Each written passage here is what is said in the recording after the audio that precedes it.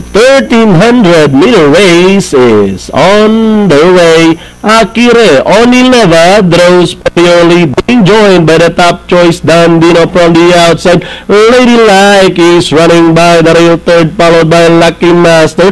Prince Never comes next, then followed now by DV Soria, who pass approach the outside, followed by Batang Balara. Bean and Hufflepuff is the tail ender. Heading towards the 600 meters pole, Dandino this time by about a length and a half. Ladylike now catching the second spot, followed by Akira Onileva.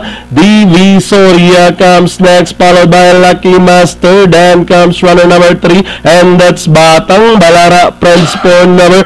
Bean Hufflepuff is still running at the tail of the field as they race for home. No change without her, the super mega outstanding favorite. And this one, Dandino, starts to draw away, this time by about 6 to 7 lengths over Ladylike in second, then followed by Akira Onileva. Hufflepuff moving up in between runners, and finally it's Dandino.